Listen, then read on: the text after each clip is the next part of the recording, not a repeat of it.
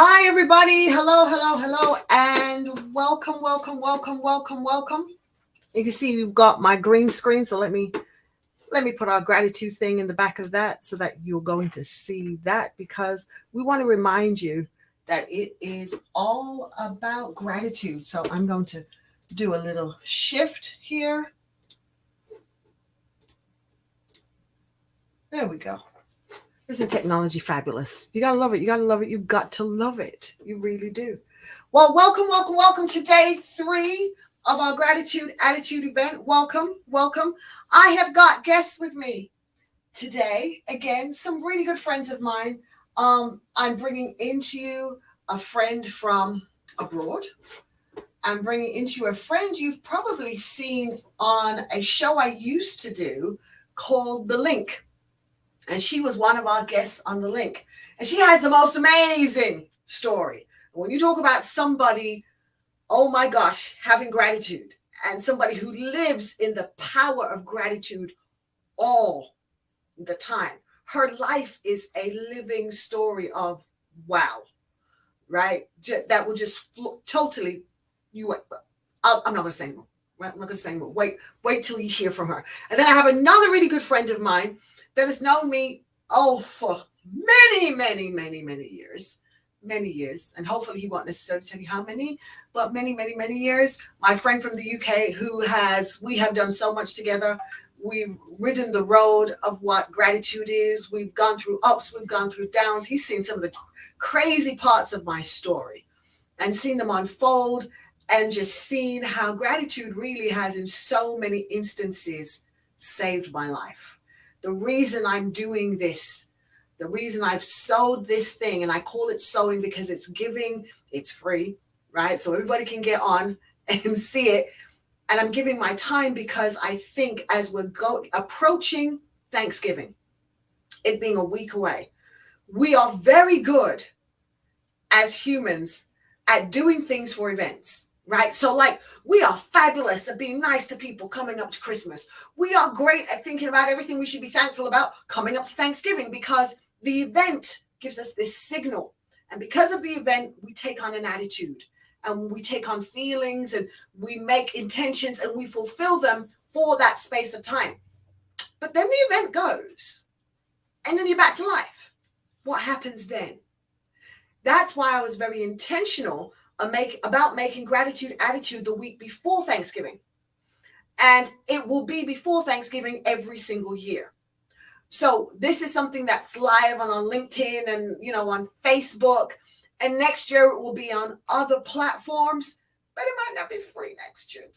Just telling you, okay? Just telling you, because one of the things I want to be able to do is every year add on to it and make it even better and better and better.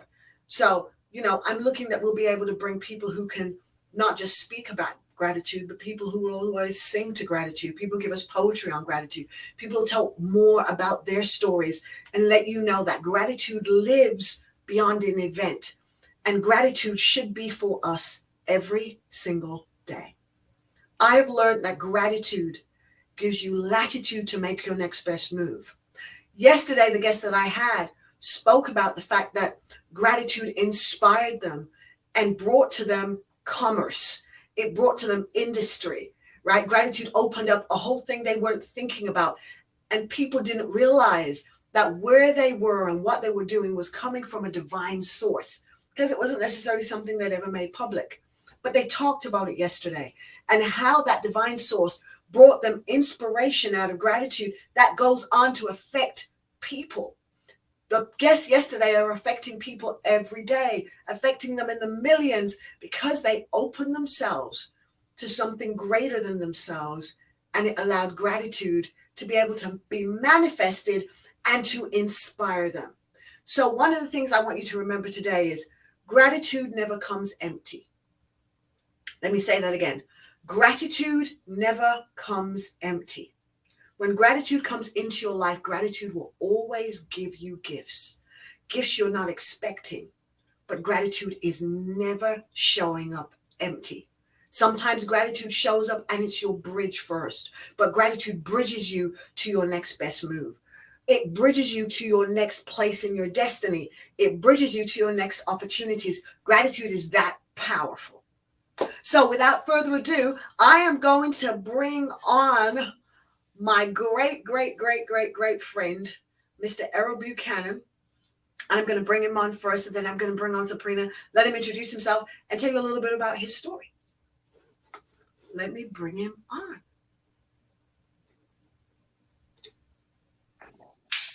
I saw you switched up. Right there. And I was like, oh. I'm here. You are here. World, LinkedIn. Let me introduce to you somebody who is a fabulous friend. I consider him a brother in so many ways. He's absolutely flipping hilarious. You may not necessarily see all that here, but he's so hilarious. He's an amazing strategist and has been in the world of commerce for many years, an amazing salesman. And he'll tell you about some of the things he does and how gratitude has built what he has become and what he's been able to do for organizations in Europe, and tell you a lot about what's going on. So, Errol, introduce yourself. Go for gold. Introduce yourself. Oh man. I hope you can hear me loud and clear. Yes, you are sounding Excellent. Good. Well, first of all, let me thank you, Lizzie, for inviting me to speak on this inaugural event, Gratitude Attitude. It's an honor and a privilege, all the way over here in the UK. So just in case you guys don't know, it's about just gone 10:30 in here now, UK time. And it's been a long day, but don't worry, I'm here, and I'm sure you guys will enjoy this evening, or this afternoon, this evening, wherever you may be in the world. Well, mind you, our Callies are still afternooning. Yeah. Okay. Yeah. Exactly. This thing is global, so it could be anywhere. It could be anywhere. Lizzie mentioned that I've known her for quite a number of years. She neglected to tell you the number of years, and so before there was grey hair. Definitely before there was grey hair, and definitely had some more hair up here. So definitely over 20 years. I've known Lizzie now. So over those years, we have developed such a wonderful relationship, such a special friendship we have. Both on a social aspect and also business wise, and we tend to call each other and just either just cut bread, chew the fat, just run ideas with each other, and we're able to certainly there's a phrase that we say, iron sharpens iron, so we kind of flex together and we kind of sharpen each other, which has been a tremendous thing over the years. But just to tell you a little bit about myself, I won't go too far back, but just to say that, I'm a husband, a father, a grandfather, a musician, and by trade, I'm an engineer by trade. But from that, I have also gone into the area of business. I've worked for a few corporations, a few European companies over the years. I've done about 12 years with Siemens, which is a £4 billion organization. And within that organization, I went from being a field engineer to being a regional manager, to the point where I was on their, if you like, their corporate management register.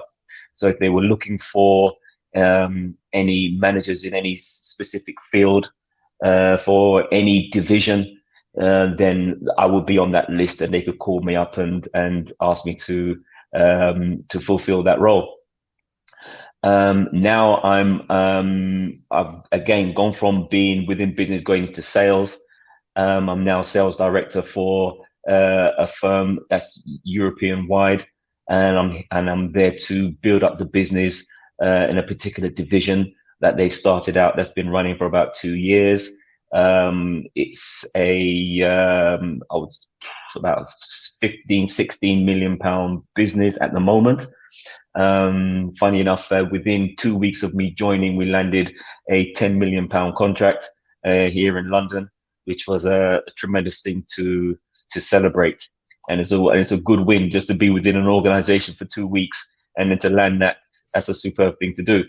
But one of the things, just to, I suppose, bring out regarding this particular event here that Lizzie's doing, gratitude attitude, is definitely something that I have lived over pretty much, I would say pretty much all my life. I've always grown up with having um, an attitude where I should be thankful. And I know certainly in the US, they have a season of Thanksgiving, which is next week, I believe, or the week after. Yes, yes. Yeah. And it's something that is definitely seasonal. And it's a time when you kind of stop, reflect, and really just give thanks for the things that you have as a family, as individuals, as couples, and so on and so forth. And it's a good thing to do. And it's a great thing to do. But, but in my book, I think, wouldn't it be wonderful if we had Thanksgiving on a daily basis, rather than it just being seasonal, but we do it daily. And if you can't do it daily, then maybe weekly. And if you can't do it weekly, monthly. But the point is that it shouldn't be just a once a year thing to be giving thanks. We need to have an attitude of gratitude, which I will go on to explain a little bit more in terms of how it has helped me in my life. But as I said, growing up, it's something that I've always done. I've um, uh, always been thankful for the things that I've obtained, and always been thankful really just for being who I am. And sometimes we forget the small things, just things like having a roof over your head. Sometimes we forget that we should be thankful for that. It was just yesterday I was talking to a homeless person who was basically asking for money on the street, and I kind of asked him, what his situation was, and he's ex-military. He'd done 2 terms in Afghanistan. He was injured by an IDE, and while he was on tour, for some reason, they thought that he weren't coming back, so they emptied out his apartment, took all his personal belongings. So now he's got no ID. He can't access his bank accounts or nothing. So he's there just literally trying to raise some funds to go into a hostel or like a shelter. And it made me think again, that something as simple as having a roof over your head, that we need to be thankful for. He wanted just to buy some little takeaway food. And again, just to have food on your table, food in your cupboards, I'm always thankful for.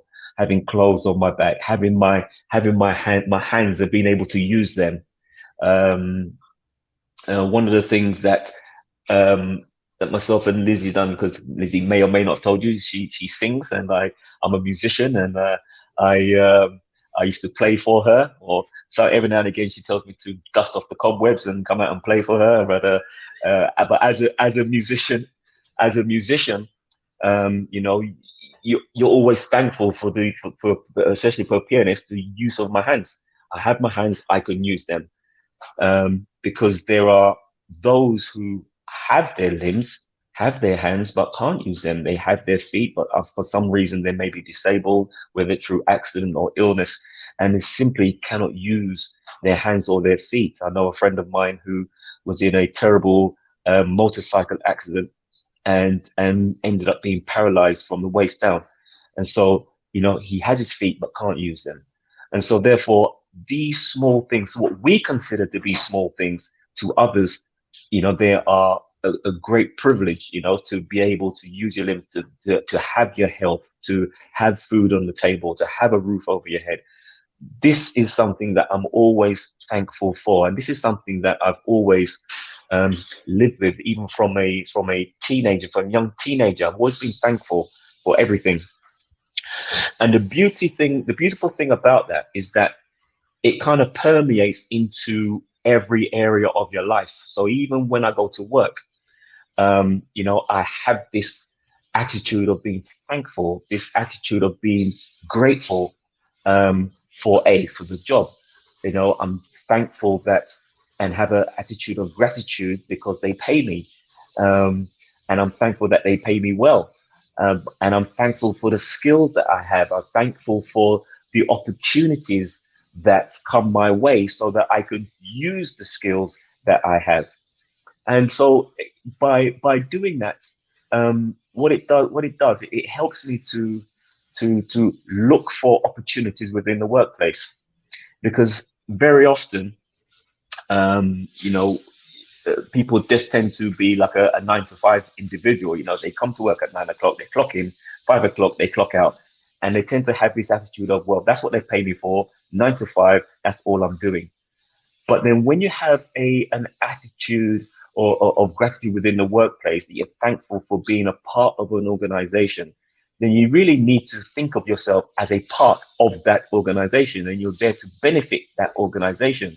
So therefore, you should really be thinking about where can I use my skills, even though they employ me to do a certain task. I know that I possess other skills. So then where can I use those skills as a show of gratitude and a show of thanks that they've taken me on to employ me, that I can also further help the organization that I'm in. Now, you may think, well, why should I do that when they're not paying me to do that? Why should I show or why should I invest some of my skills in a company when they're only paying me to do X, Y, and Z or Z, depending on where you're from. Um, but here's the thing. The thing is this, is that once you embark upon using your skills in other areas within an organization, what that then does is open up doors for you to work in other divisions with that organization.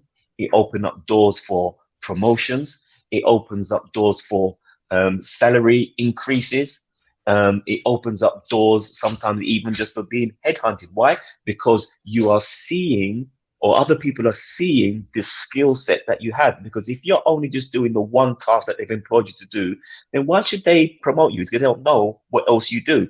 But if you are just giving that, even if it's from a point of being thankful for that you're in a job and you want this company to do well, because I've always had this thing that if the company is successful, then I'm going to be successful in that company.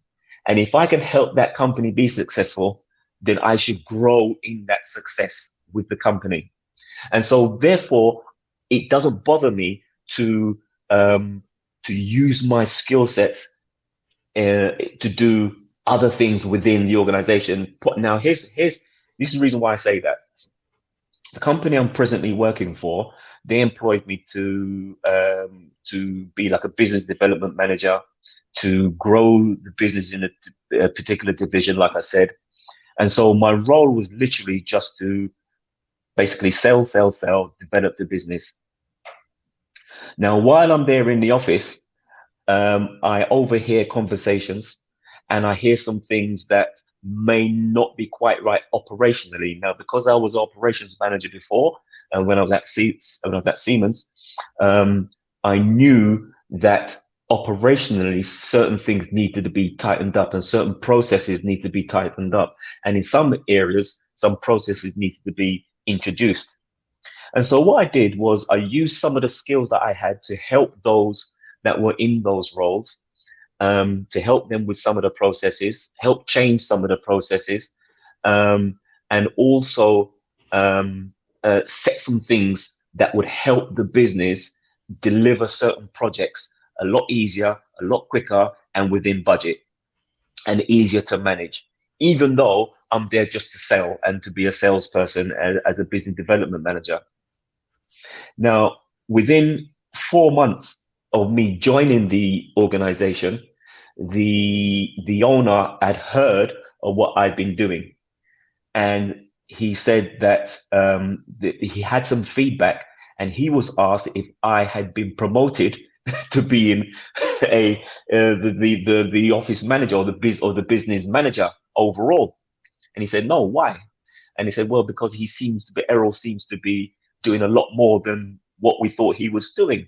So my first thing was, oh, I didn't mean to step on anyone's toes. I just saw some issues.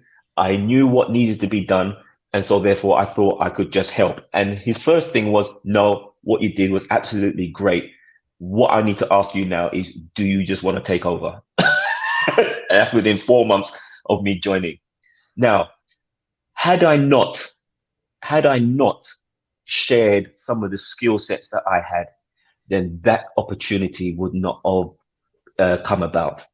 And this is what I mean about sometimes we think about just doing our roles, but sometimes we just need to think, okay, you know what? Let me open up my skill set box, if you like, as a show of gratitude to this company that I can do other things and see where that leads, within the organization.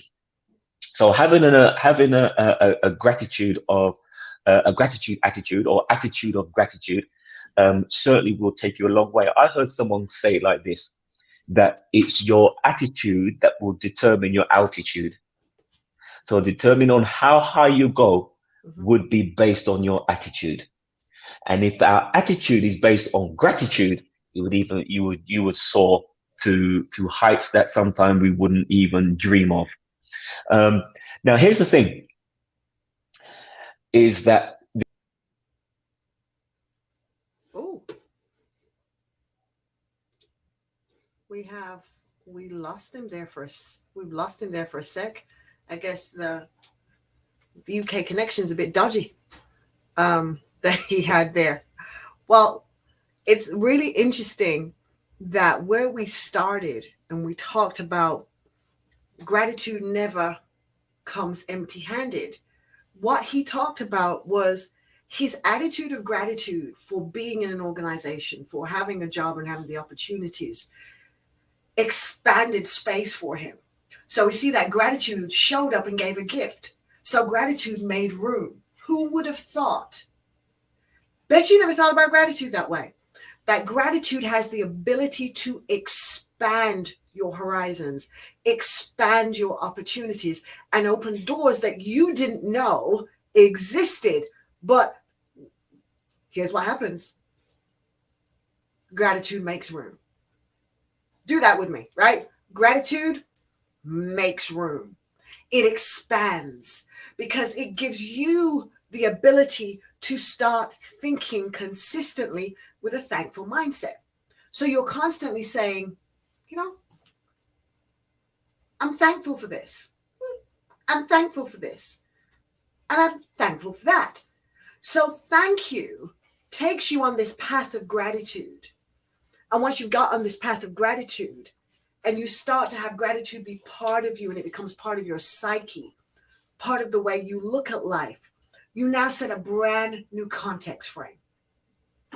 A context frame of, it doesn't matter what's happening around me. The fact that I'm here, I'm not looking to the right, I'm not looking to the left, but I'm looking at what I bring, my brand of excellence that I'm bringing to the table. I'm bringing that, and wherever I happen to be in that moment in time, I'm going to be giving out of myself for the betterment of everybody else because I'm thankful and I'm hanging out, as Kevin said, I'm hanging out in that thank you. And when I hang out in the thank you, I now start to find myself in gratitude. I love that thought. So I'm going to bring on now Dr. Sabrina Allison and let her tell you. I love the fact that Errol talked about being grateful for all the limbs and all the things that can work and looking at those. Well, what happens when you have a challenge that says things may not work the way you expect them to work? Can you still in that be grateful? And can you still in that be thankful enough to keep yourself open and still give? This fabulous lady has that down packed, totally mastered. So I'm going to bring her to the stage now. And I'm going to put a nice little pretty frame around you. Okay, I'm going to give you a pretty frame.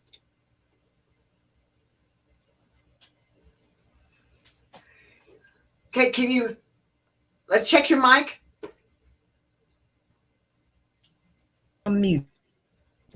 There you go. Okay. Can you Introduce hear me? yourself.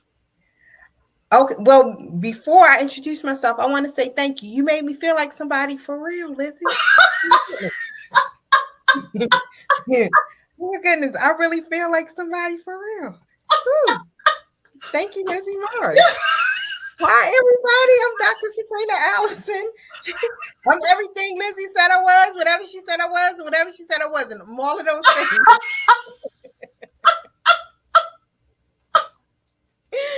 I'm a mother, I'm a grandmother, I'm a radio personality, I'm an author. I am a grateful person, and I am grateful for the yeses and the nos. Ooh, I'm grateful for it all. the yes, grateful for the yeses and And the grateful for nos. the no's. Yes. Ooh, I wonder if everybody got that one. Grateful for the yeses, but grateful for the no's. We have to be Ooh. especially grateful for the nos. Just go a little bit. Go a little bit deeper into the grateful for the no.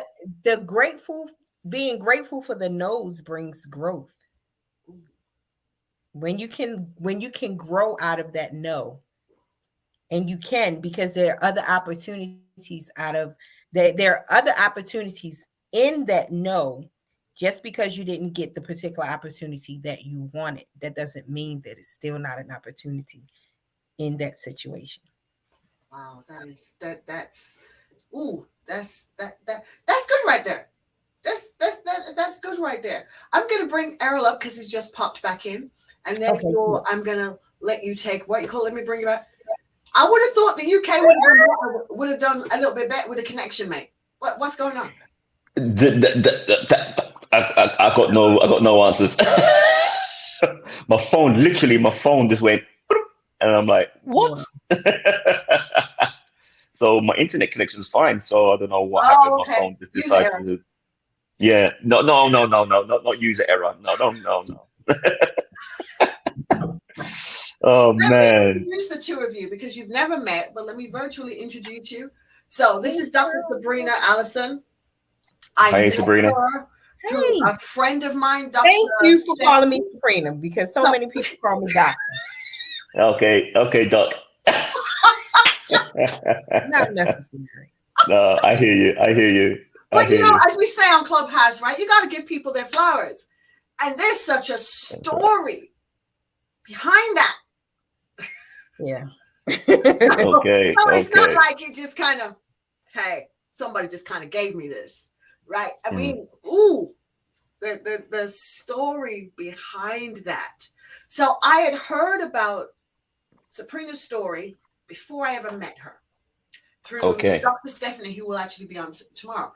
Now, Dr. Stephanie's a huge personality, right? She's just got this huge life personality, just huge, bigger than life, right? And she was telling stories, and she's such a good storyteller.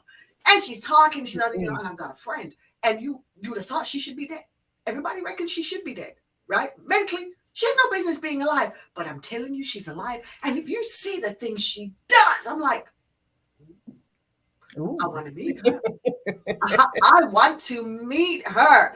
Please bring her. Let's talk. And we met, and she became part of the Link Show, and we've stayed friends and stayed connected. I'm just so grateful. It's amazing. During COVID, what was the pandemic? What was, per se, it's kind of like a situation that said no, right? What looked like such a down cycle introduced me to some amazing people who become real good buddies of mine now. You know, and I would never have met them had there not been a pandemic. Because if there hadn't been a pandemic, I wouldn't, as we all know, I wouldn't even be anywhere near my home. I'd be in some country, someplace, in some hotel.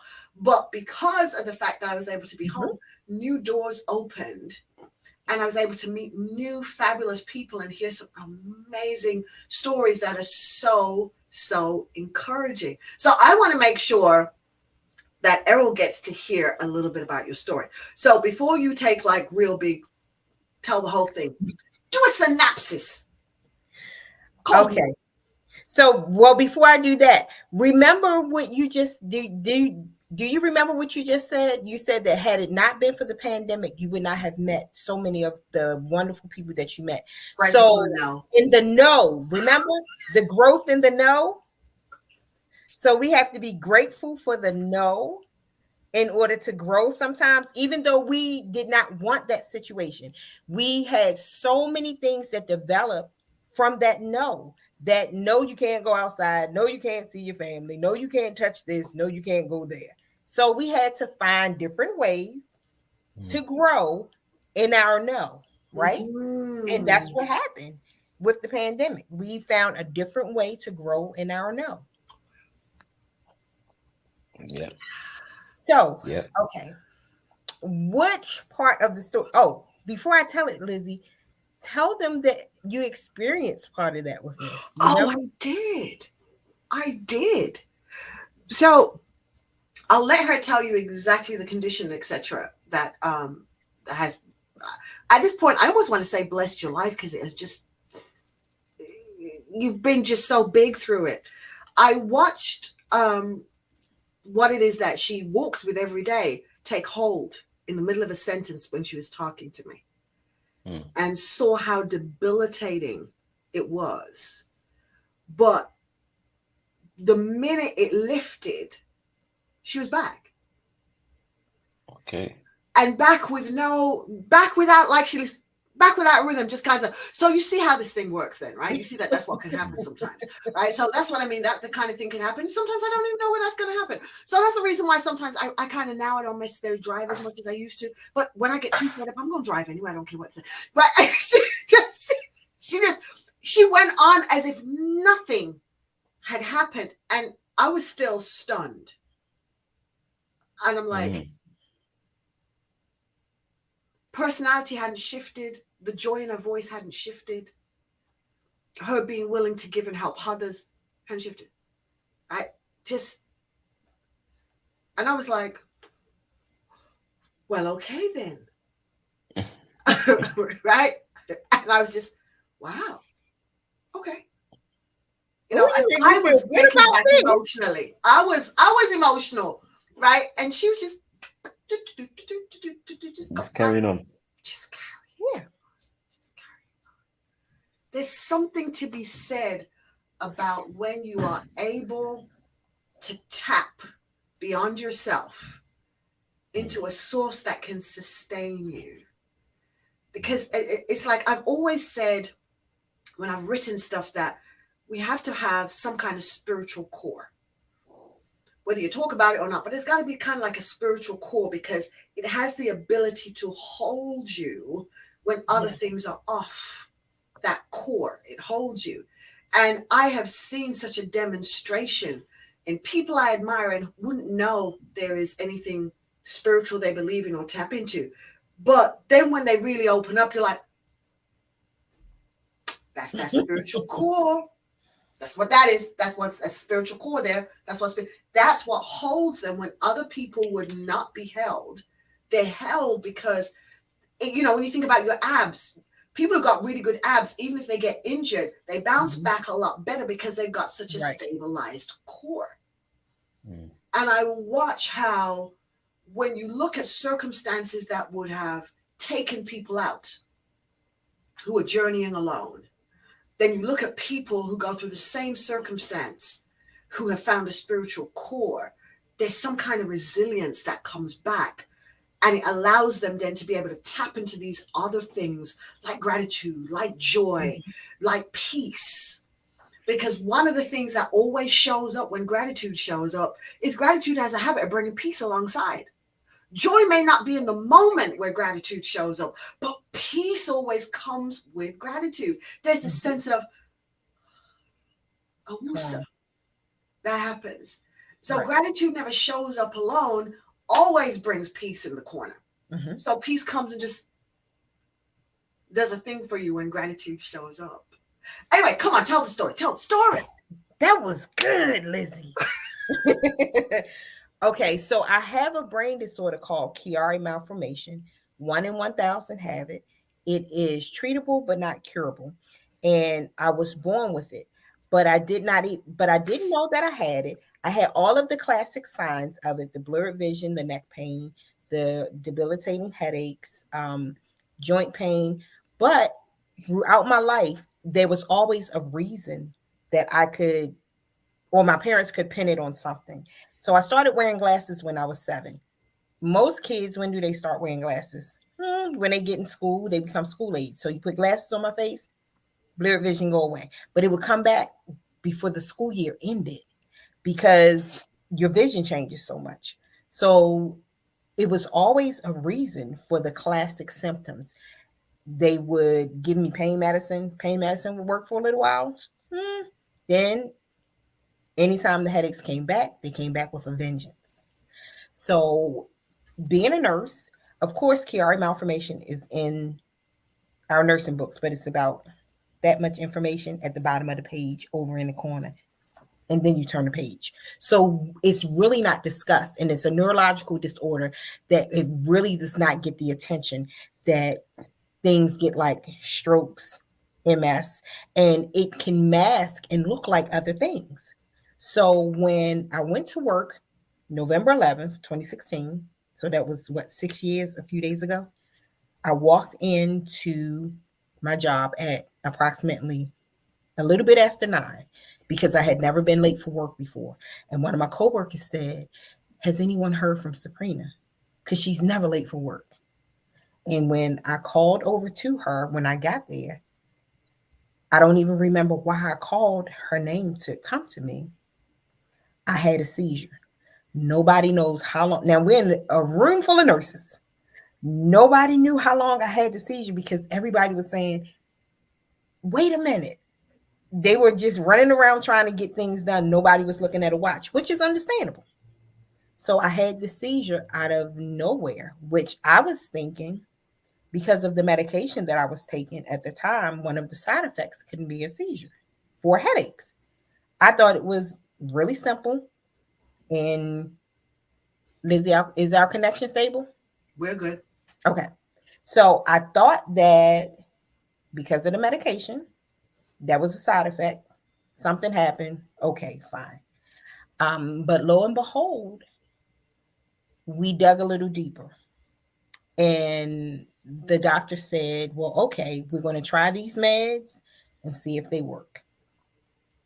The medication that they put me on, it worked and it worked well. The caveat is it was at the end of the year. So that particular medication came off of the formulary of medications that were approved by my insurance company. So when I went to get a refill, I couldn't because that medication wasn't covered. So for a whole year, I had to take medicine that we knew wasn't going to work because that particular medication was not covered. I did try to appeal it. However, I lost all of the appeals. I was not very happy at the time because I thought, now, my insurance company is my insurance company. Okay. But I also work for my insurance company. So I was not a happy camper at all. So for a whole year, it was brutal for a whole year trying to figure out how to get this new life of mine and how to have some type of stability. So when I went to get my checkup the following year, I said to my neurologist, I said, "Listen, we've been doing this for a year. Nothing is working. Something's wrong. I don't know what's wrong, but something is wrong. We did a CAT scan last year. That we didn't see anything on that. Something else is wrong." And she said, "Well, why don't we do a sleep study?" I said, "No, let's not say we did. This is something other than a sleep study." And she said, "Well, MRIs are so expensive. Your insurance company won't cover it." I said, "Well, we're going to have to figure it out. If I have to pay out of pocket, we need to do an MRI because there's something going on." So I always tell people, if you know something is wrong, keep yelling, keep talking about it, keep making noise about it because we know our bodies. When something is not right, it's just not right, period. And you can't make wrong right. You just can't.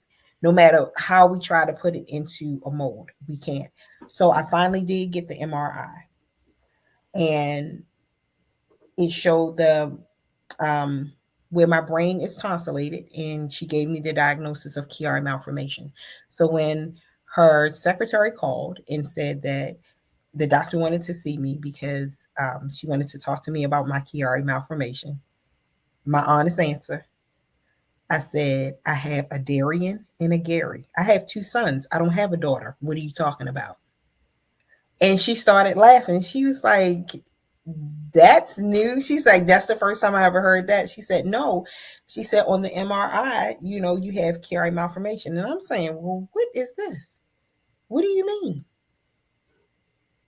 And from there, I knew that I had to, in order to get the best care that I needed, um, I had to educate me so that I could educate everyone around me how to, number one, take care of me, and number two, advocate for me when I could not advocate for myself Now, can as I well. ask you just for a second, because a lot of people have no idea what that is. So, could you break down exactly what that condition is?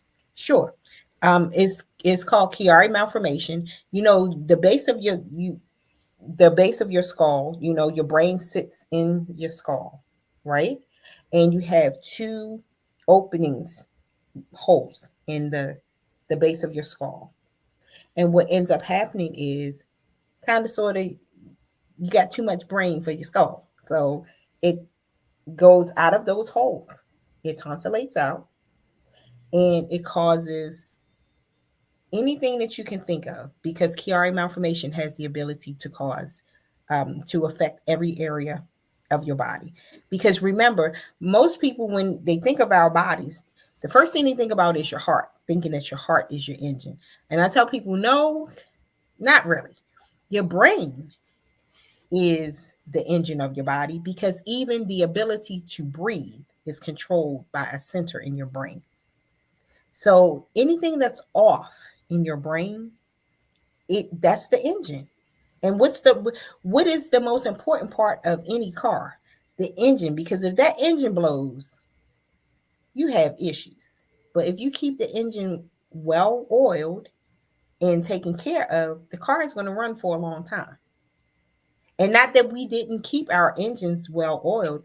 It's just kind of sort of like we were the car that had a recall on it, but it just took a long time for my recall to come up. Some people at birth, they find out, and that's an awesome thing.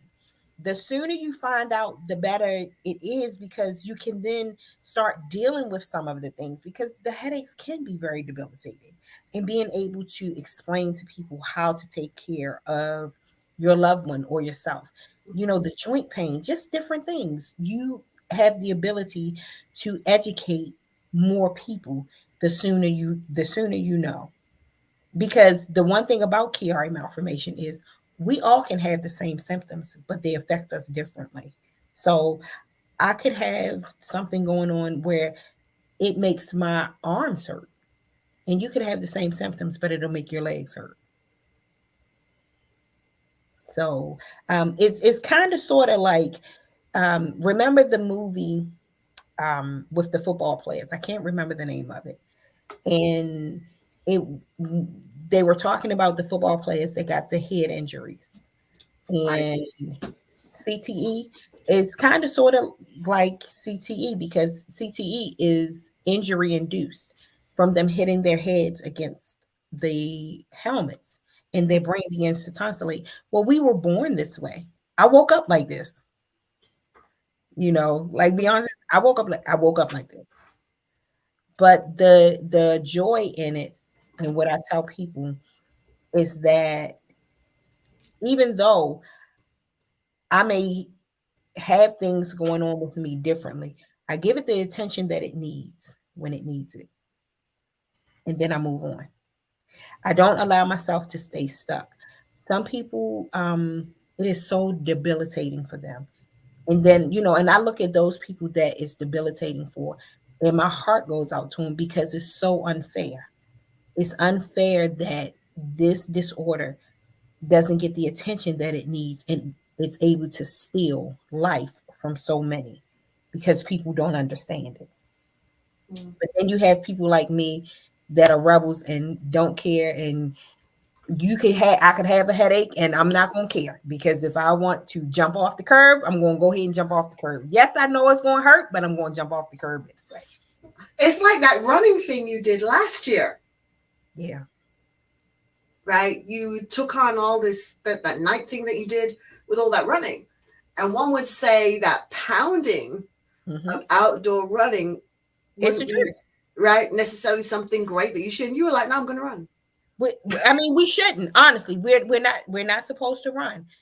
We're not supposed to run. But anything that you tell me that I cannot do, I promise I'm going to try my hardest to find a way to do it.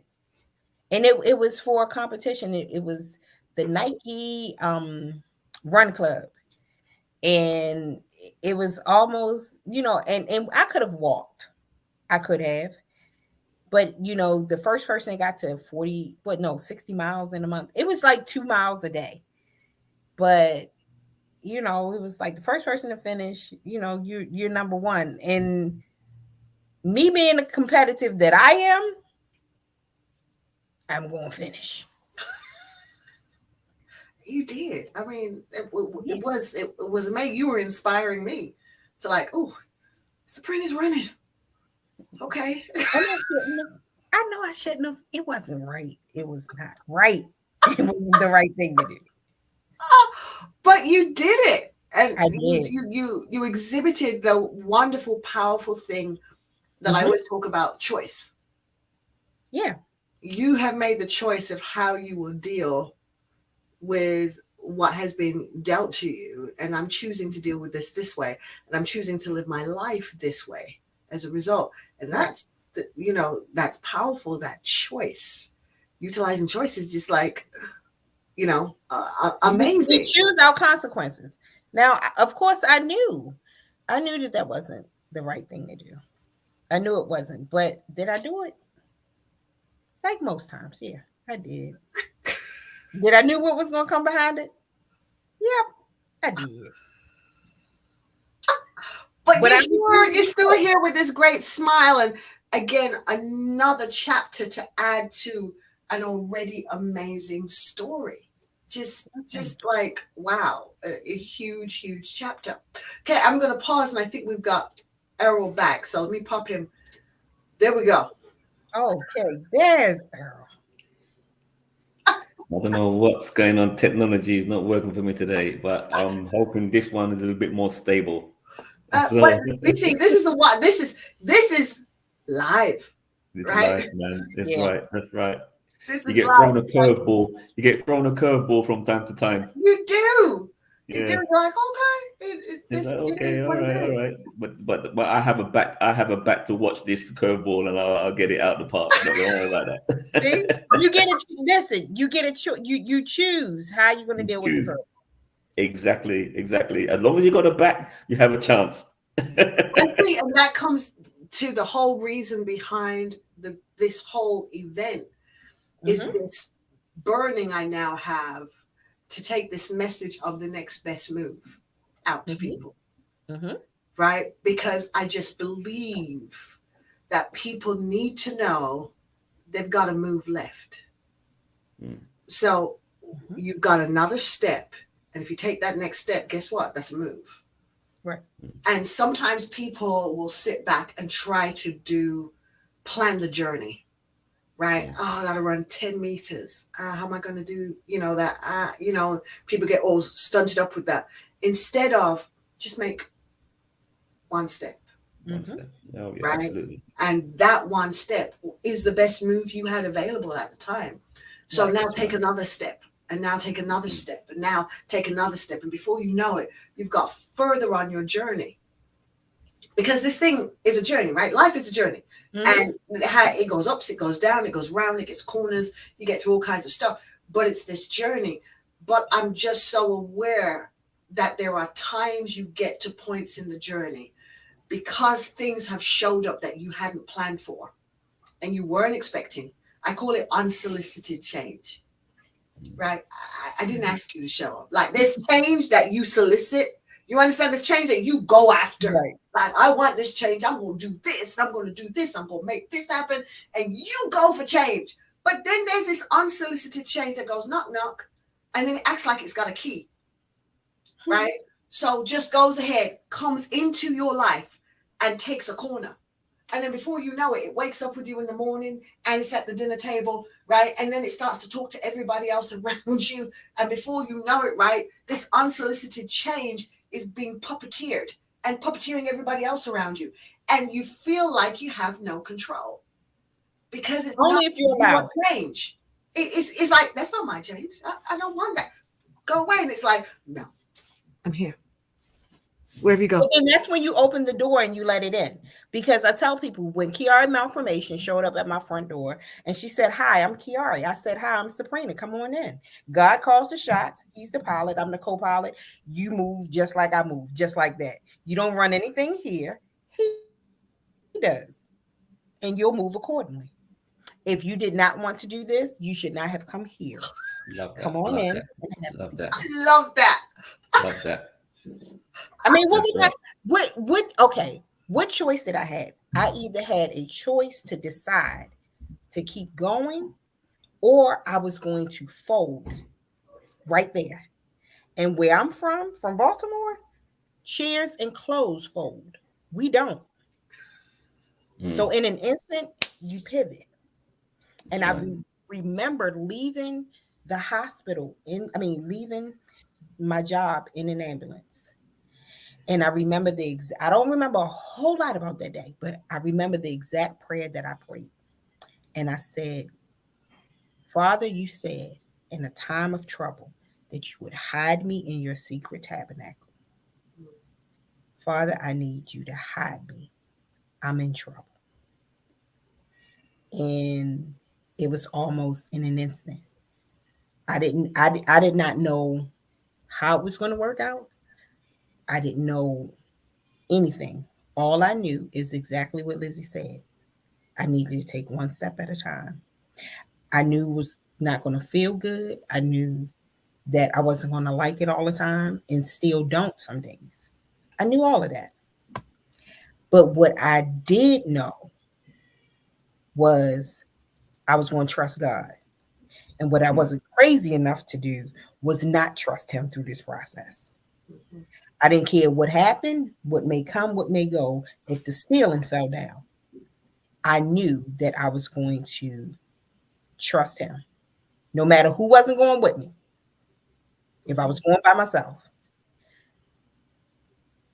as long as I had him with me, it didn't matter. The interesting thing is it's funny. I'm listening to you talking about choices, and we have the opportunity to make certain choices, and I'm hearing Lizzie talk about taking steps, and I'm just going to bring the two together. Is that that we do have the choice to make the steps, but very often we don't choose to make the step. And the funny thing about making steps is if you don't make the first step, then sure enough, you weren't going to make the second, the third, the fourth, the fifth. You have to make the first step. And it reminds me of a story I heard of someone who they said they absolutely hated their job, absolutely hated it, couldn't stand it. And she wanted to get some advice to either change jobs or just try and change the situation she was in. And the person that she was talking to asked her one simple question. He goes, can you find one thing that you like about your job? She said, nope, don't like anything. I hate the job. I don't like the people that are there. I don't like what I do. I just don't like the job. So she goes, okay. So they said, okay. So are you doing it for free or do they pay you? And he goes, no, I get paid. So do you like the wages that they pay you? He goes, okay, yeah, I like the wages. Well, there you go. So take out your book and start writing the list of the things that you actually like about your job. And you know what? Just to take out the notebook to write down that I like getting paid was a struggle. Just that one thing was a struggle. And then the person said to them, look, if you can't make this one step, you're not going to make the third, the fourth, and the fifth. And so therefore, so you have to make this first step. So reluctantly, she took her book out and wrote down, okay, I like the wages that they paid me. Mm-hmm. And just by doing that step, she ended up writing 22 other things that she liked about her job. She liked the fact that what they actually paid her was above average. You know, she had a parking spot. You know, they gave her subsidies for lunch and so on and so on. And the list went on and on and on. And Mm-hmm. then I said, look, all you need to do now is just go away and focus on that as opposed to the things that you don't like. But Mm-hmm. the interesting thing was it was the first step that she had to make before she could actually realize the others. And And what I think is as long as we focus on getting to that point of finding what it is that we love and focusing on that and being able to know truly in our hearts that this is something that we love, something that we want to do, then it keeps chaos down and it keeps things from being complicated. Because a lot of times people begin to, and it's nothing wrong with having friends, advisors, whatever you want to call them, because I do. But you can't have too many hands in the pot because then you start chasing what other people say. Well, I see you doing this, or I see this is good for you. I see that is good for you. And you never figure out what is good for you because you start chasing what other people see and what other people want for you. And if you don't want that for yourself, if you clearly want to sit down and tie your shoes and watch cars go by until you decide that you want to do something else, because it may be a reason that you're sitting down on the curb watching the cars go by, you might need to just sit there until you decide to do something else. Because if someone else tells you, well, you know what, I see you being a crossing guard. Well, you may see me being a crossing guard, but if I can't run fast enough to get out of the street of the cars that are coming, I'm going to get hit by a car. And I was supposed to be sitting over here on the curb watching the cars go by anyway. But because you saw me being a crossing guard, now I got two broken arms, two broken legs, and a broken collar. That's right. That's right. Yeah, that's a really good point. One of the guests yesterday said we are told in so many places what to do and how to do it, but truly nobody tells us who to be. And who to be is something that we have got to decide. And I was like, wow. I mean, that one, it hit me so hard yesterday. Even when I woke up this morning, I was still thinking about it. Who to be. That is a choice we have to make. That's a choice you've both made, despite whether who to be. And every day, who you choose to be is a little bit different than maybe who you were yesterday. Because in this moment, this is who you choose to be, because this is the step you're taking. And I found that was so amazing. Yeah, I mean, that's going to stay with me for like forever, right? And that thing, who to be. Who am I choosing to be? Right? Am I going to allow somebody else to sketch who I should be? And then I just get into that because I don't take the time, the pause to figure out, okay, where I am right now, who do I want to be in this moment? And I think that taking the pause enables you to really work with that choice and to analyze it. So it's like that person with a notebook, there was somebody there facilitating, getting them to a choice. Right? Because, facilitating them getting to a choice, And I think sometimes that's who we have to be to people, is a facilitator and not the dictator. And it's easy to want to dictate because dictating a lot of times can be faster. No, what's wrong? No, just go over there, man. Go over there. Right? Yeah. But that's probably really not where they should be. But if you could just step back and facilitate the choice, and allow people to choose who they want to be, then they find their next best move. Because it's not my next best move for you, Mm-hmm. it's your next best move. So it's got to be personal, something that really comes out of you. And that will make sure that your foundation is solid.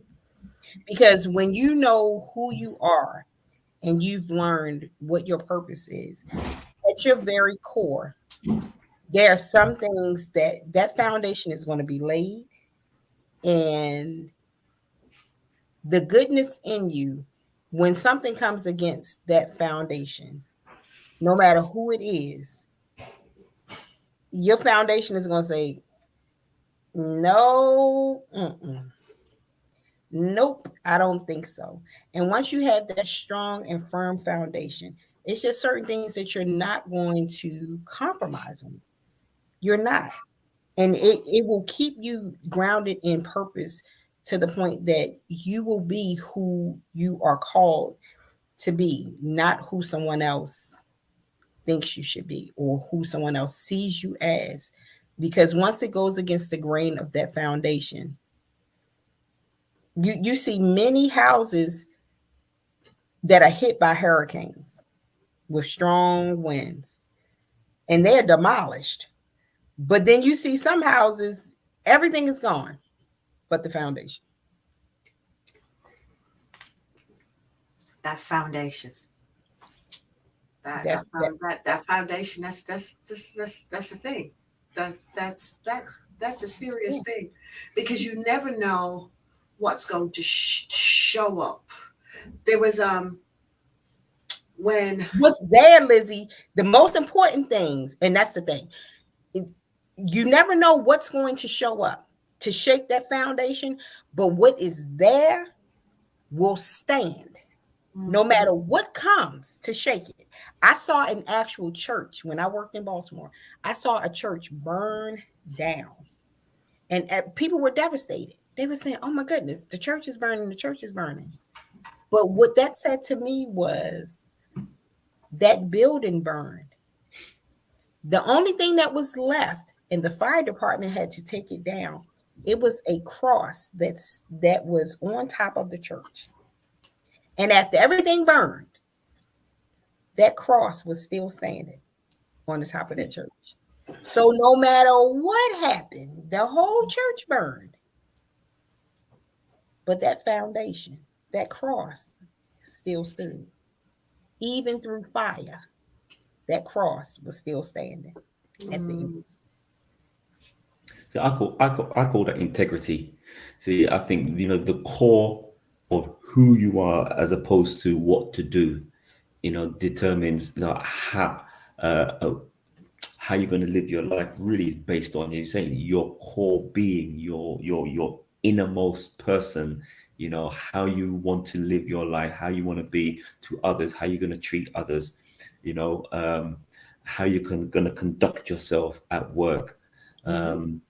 To me, that's one of the things that I fight for furiously, is my integrity.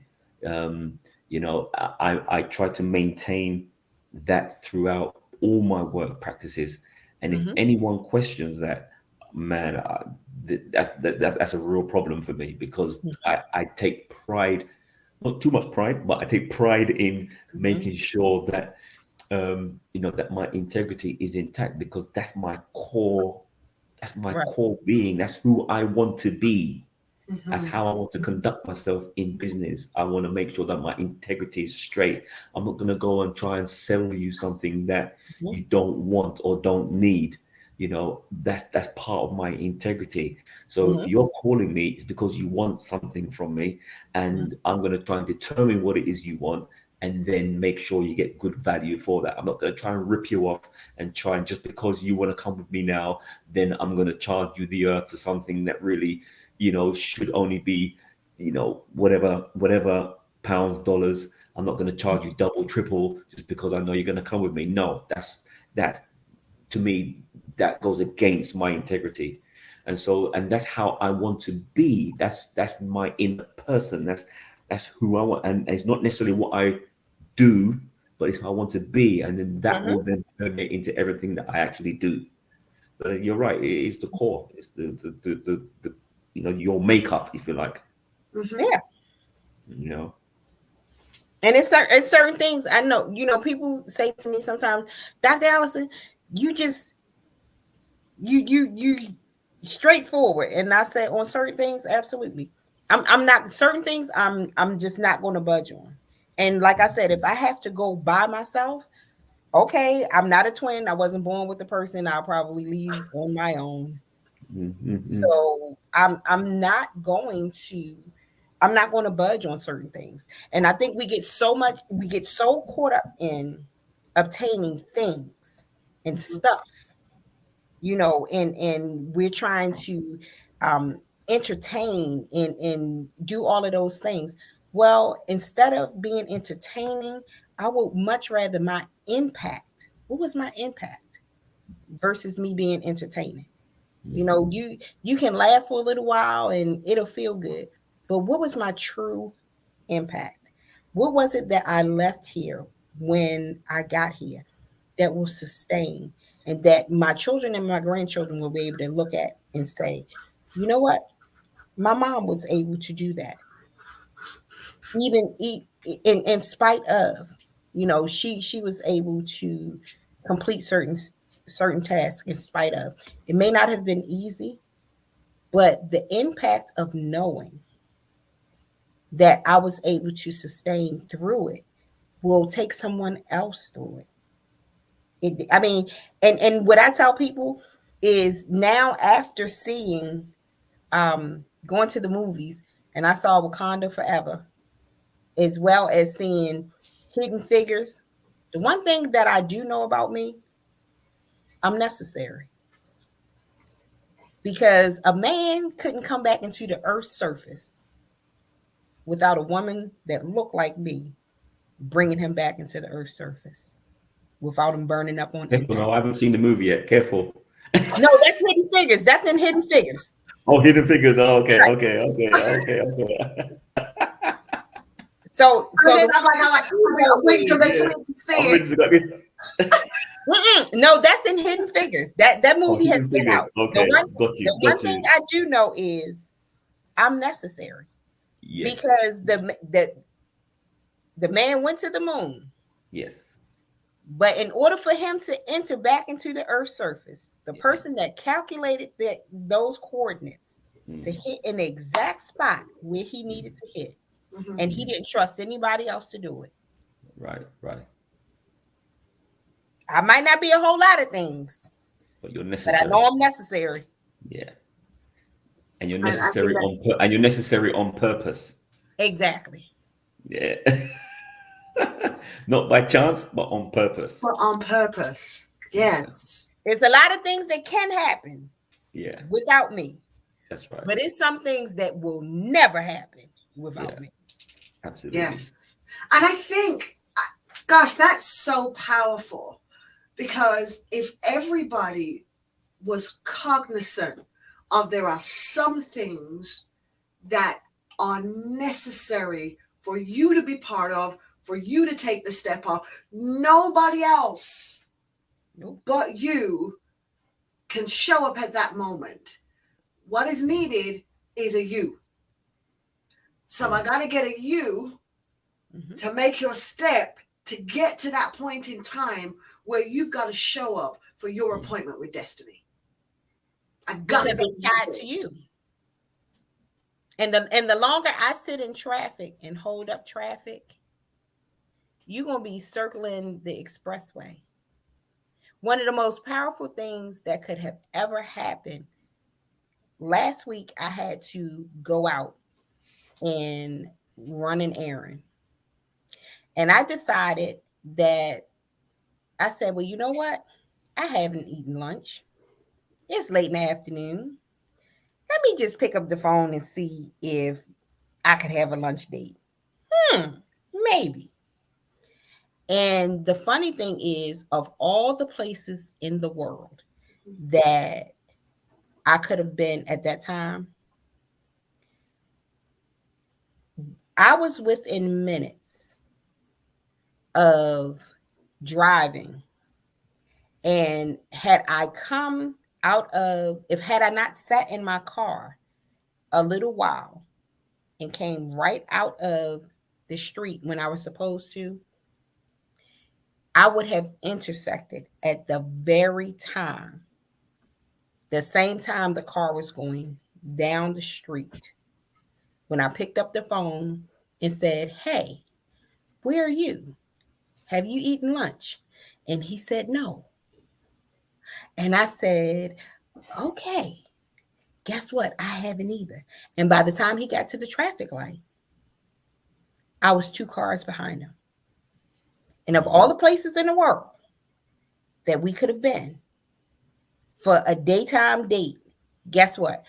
God made it so that exactly where we ended and we landed, because that's what needed to happen at that time. Mm. Mhm. Absolutely, absolutely.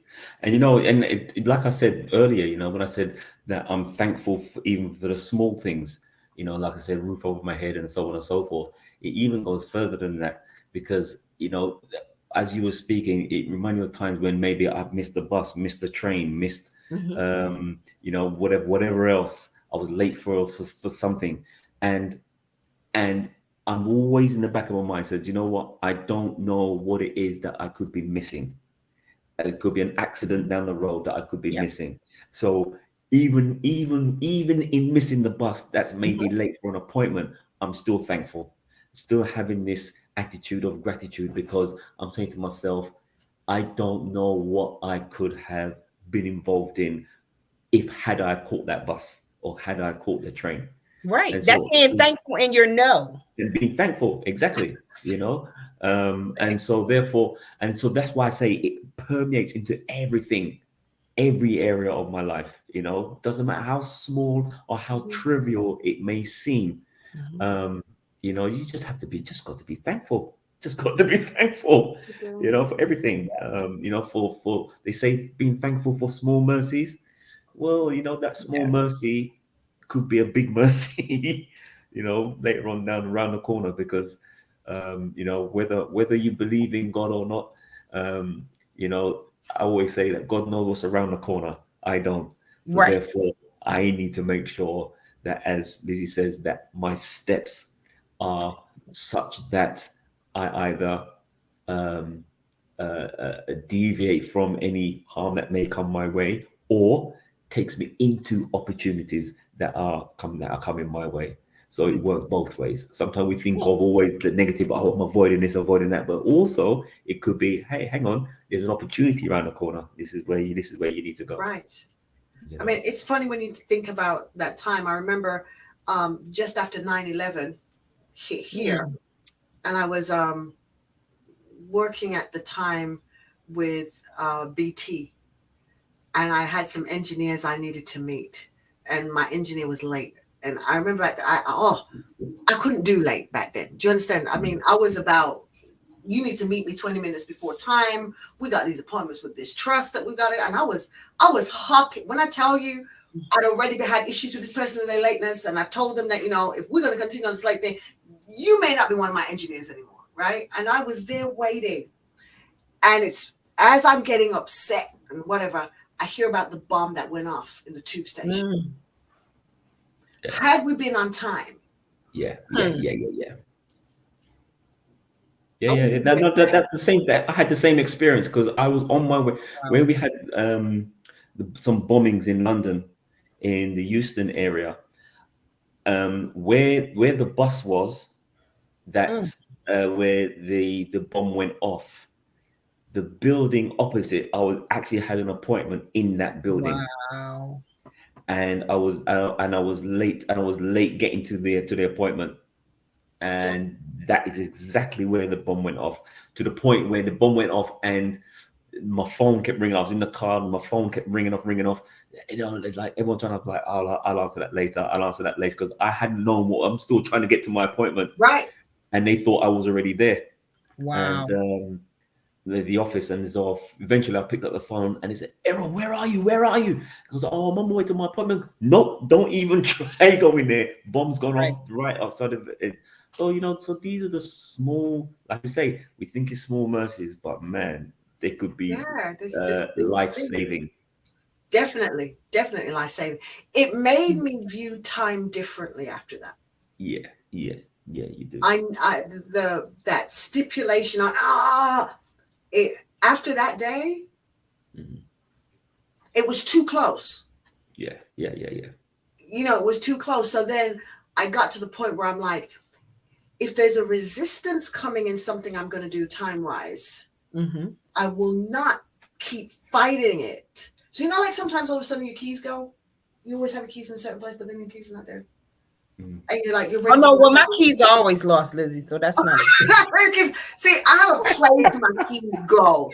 Right? I'm a creature. I'm a little bit of a creature of habit with certain things because I don't like to think about too many things. I like to use my brain for other things. So there's certain everyday things I put it in one place so I don't have to think. It kind of just goes with the routine. You go boom, boom, boom, and you're out.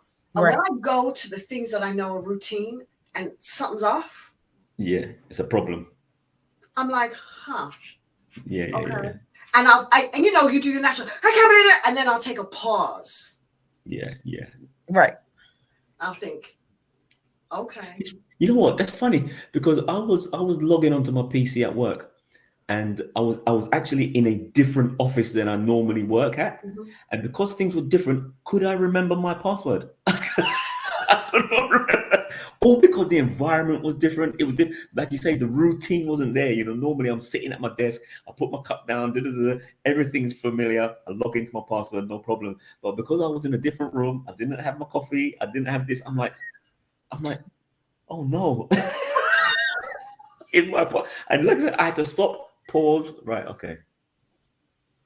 All right, that's my pause. And go. So sometimes we are a creature of habits, isn't it? We are a creature of Well, habits. yeah, those. There's processes that we put in place around us, Right. To keep us right, to keep us going. But Mhm. sometimes when you're getting ready for what I call an elevation, everything gets shaken up. Yeah. Yeah. Everything. When you start to see everything just going rocky and it don't make no sense, it's like the universe going, nanu, nanu, nanu. Time for a big shift. Right. Wow. And it's like, if we don't make this so loud and once you ain't gonna make the shift. So we need this shift to happen. This shift has got to happen. You got an appointment with destiny. Your purpose has got to be fulfilled. This shift has got to take place. Wow. And I think sometimes nobody tells us that. That's what it is. So you can then be beating yourself up and get into all these negative spaces and you can get depressed and go through all these things because you just didn't realize it was a signal for a shift.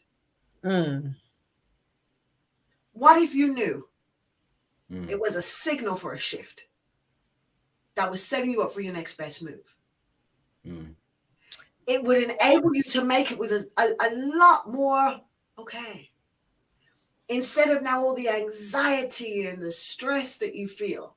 One of the guests yesterday had on a watch that they use to measure, they're doing research on people's natural energy. And that they're finding that if you stay at peace, the energy in your body, like your body's energy level, is like pivotal, right? Which means if your body's at a great energy level, it keeps you well, it helps you to heal, all this fabulous stuff.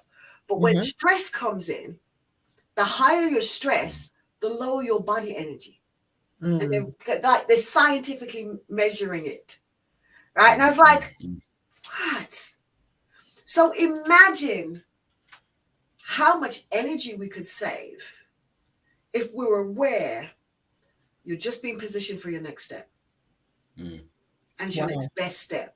Better than any step you've ever made before. You just don't know it yet. I said something last week. I posted something. Just because you're planted in a place, that does not mean that is the source that you will get what you need to grow and bloom. That doesn't mean that you won't grow and bloom. That just means that's not the place where you will be fed. But you could just be planted there for a reason. And it may be someone looks and says, well, we don't even feed that plant. So how is it growing? And how is it blooming? That doesn't mean that it's not being fed. Mm-hmm. You may not be feeding it. However, that I have a picture on my wall that my cousin gave me for a birthday gift. And she said, this picture reminds me of you. And I said, what do you mean? And she said, look at the plant.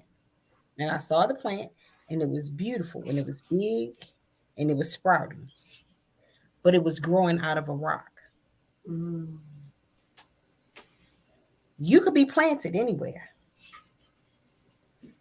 That doesn't mean that just because those circumstances are those circumstances, that doesn't mean that you're not going to grow.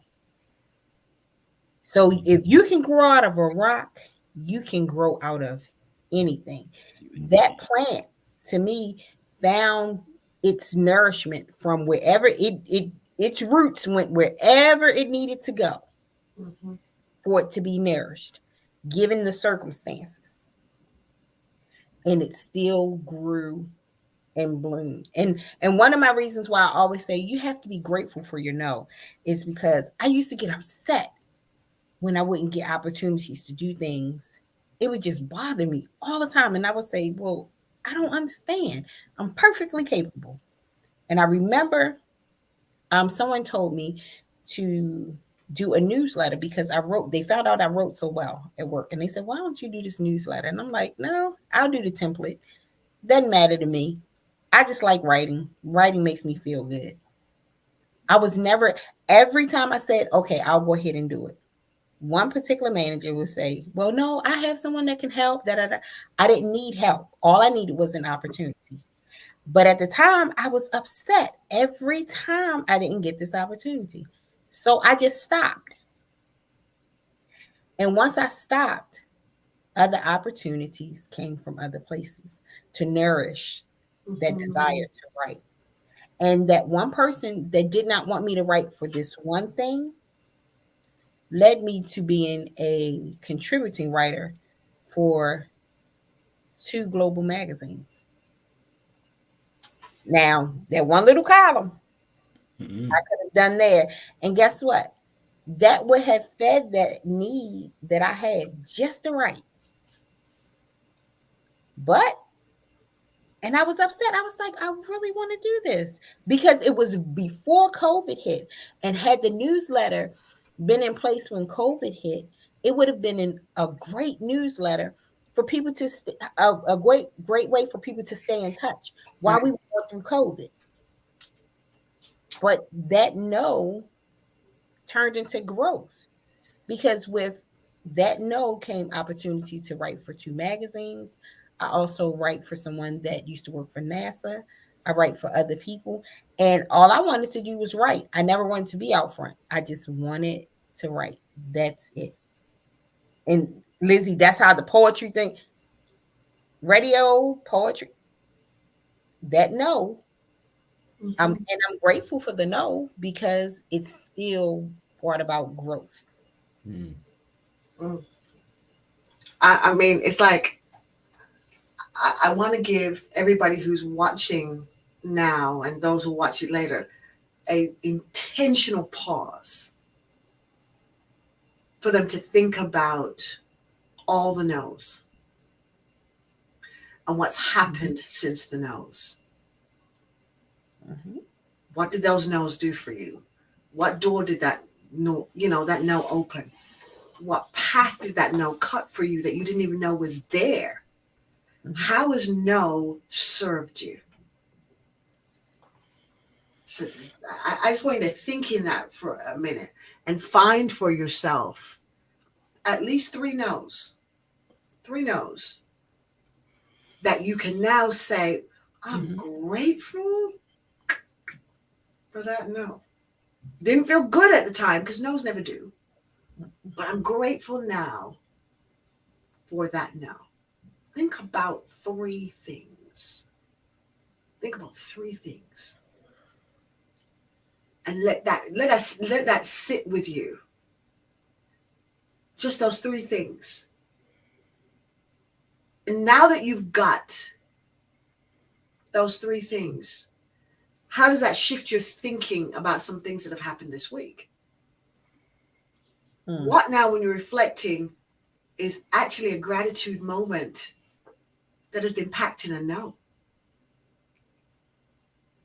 What is that? Mm.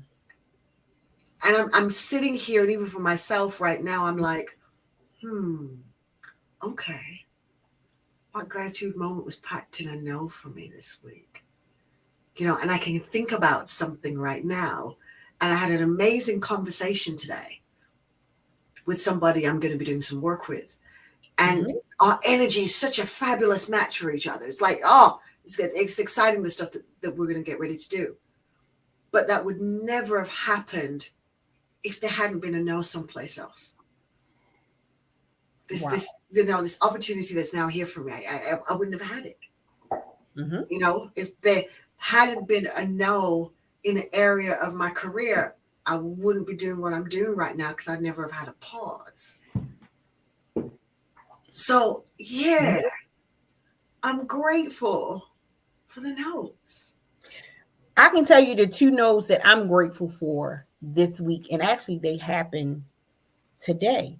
Had you been on time, and had Earl been on time for those appointments that you guys had, which I'm going to take as a no, because you didn't get there on time. Something blocked it.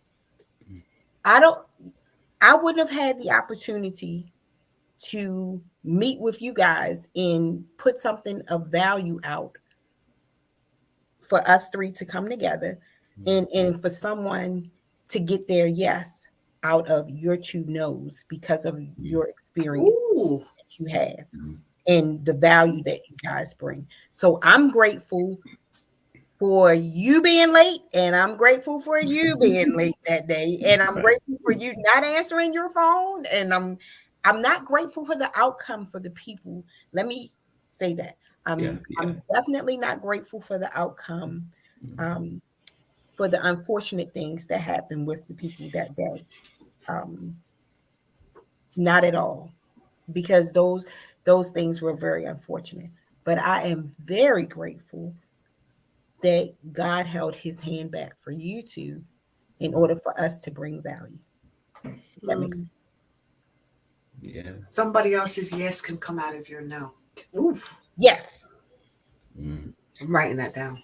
Love that. That's right. You know why? Because we're necessary. Oh. Right. Oh, wow. Wow. Wow. Because we're necessary. Wow. Somebody else. Yeah, right. I'm writing that one. I'm taking that one. Ooh. Somebody else's yes can come out of your no. Yeah. Wow. Because we're necessary. Because we're necessary. Because That's right. We are necessary. because we're necessary. Wow. That's. Somebody else's yes can come out of my no. Oh. Because you're necessary. Because I'm necessary. Yeah, I like that. I like that. That's ooh. That spins that in a whole different. Yeah.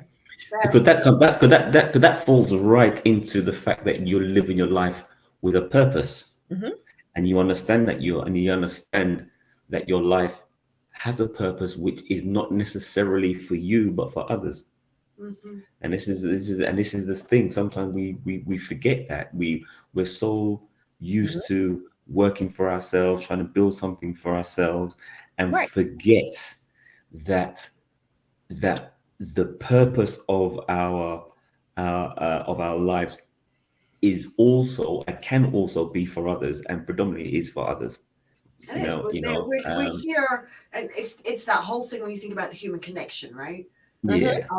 The industry I'm out of, individuals and interactions. We're here to make an interaction, so my existence is supposed to serve somebody else. Yeah, exactly. And their existence is supposed to serve somebody else. And if we got caught up in the idea that I'm here to serve, I don't know. The thing is, you don't know who it is you've been called to serve, right? It kind of emerges as your journey, as you do this journey called life. The people you're supposed to serve kind of emerge on you, right? But you don't come out knowing I am supposed to serve these people. But it does make a difference when you get into I'm going to serve, that service mentality of being grateful that I have something to give.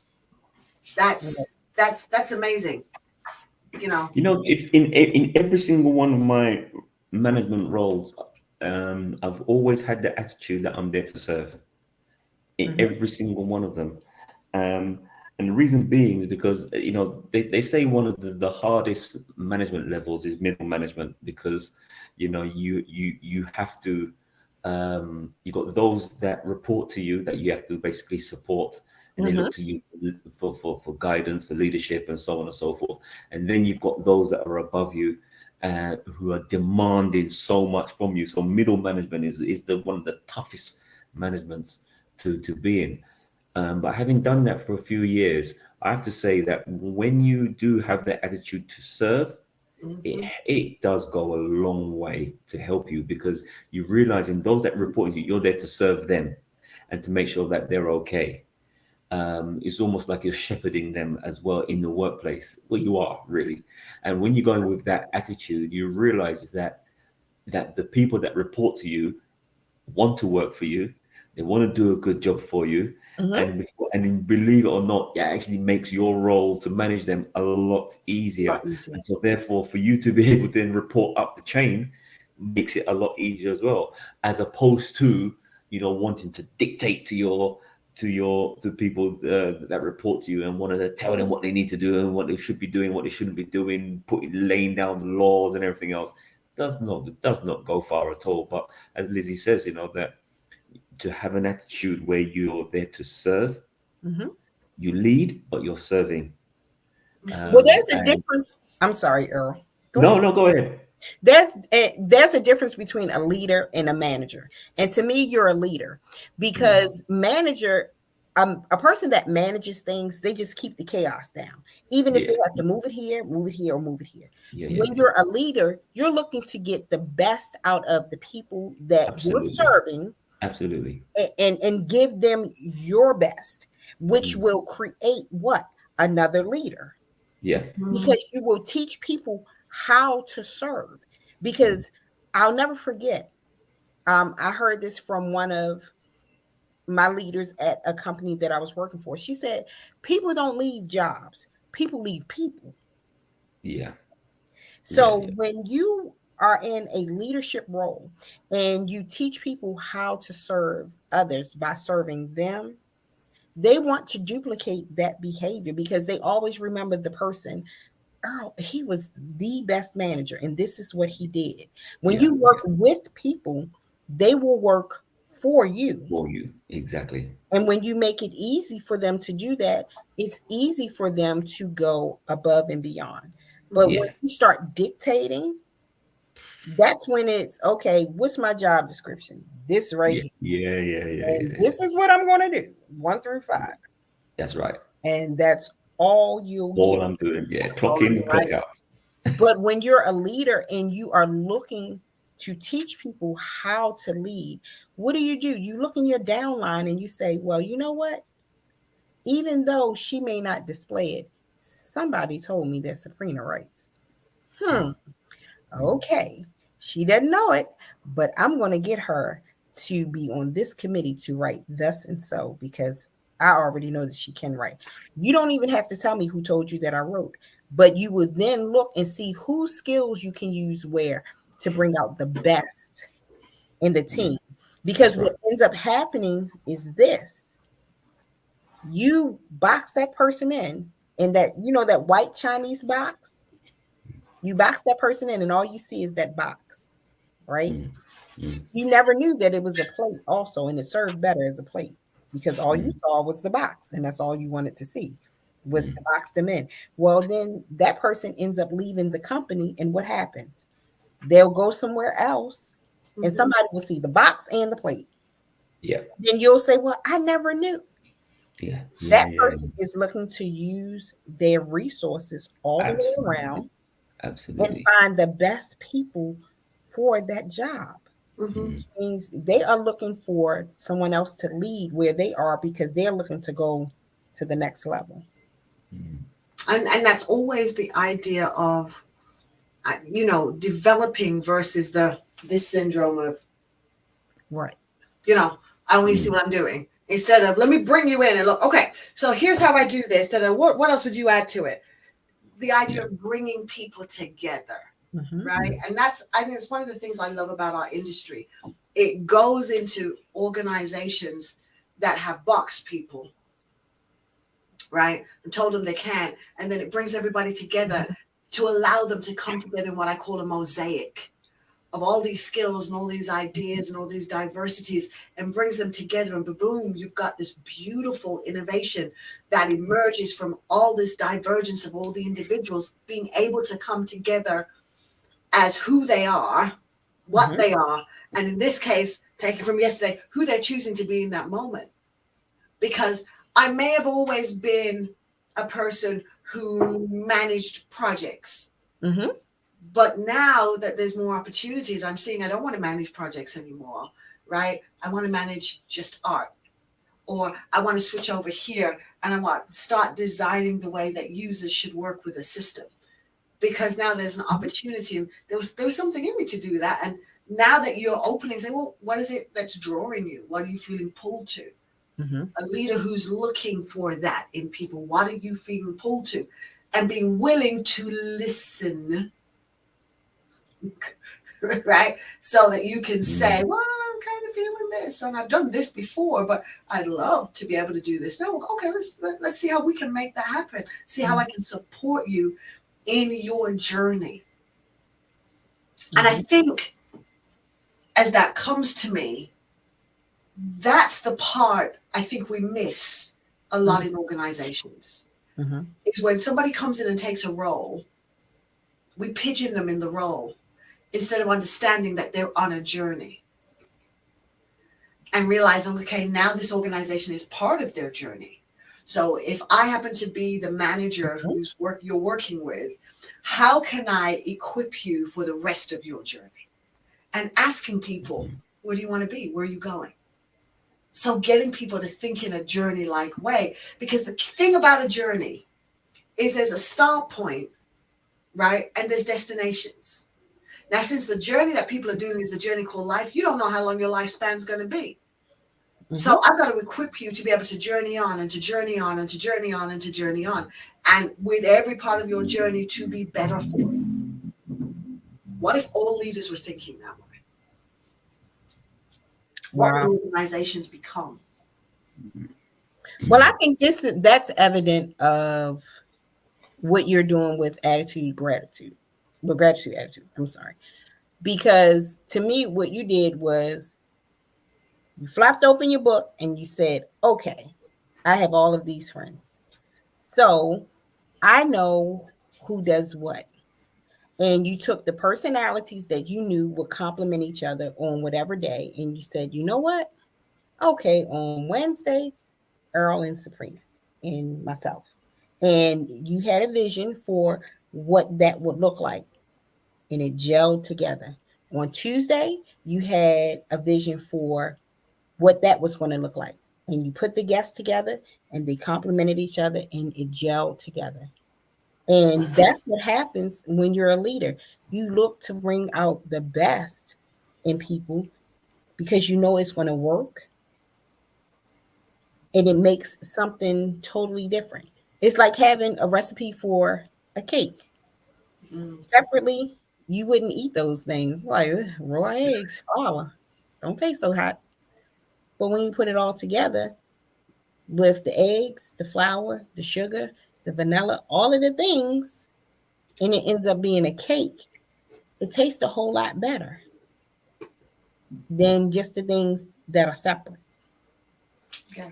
And that's teaming. Yeah. Right? That's teaming. You've just, and I'm gonna use that, Sabrina, from now on. Right? We're here and we're gonna make a cake. Yeah. Right. So everybody's an ingredients to this cake that we're making, right? And we're gonna go find ingredients to make this cake as fluffy and as sweet as possible. I love that. I love that because I can see it, and not only can I see, I kind of got an idea of a taste of it. So it's hitting a lot oh, it's hit like all my modalities at the same time.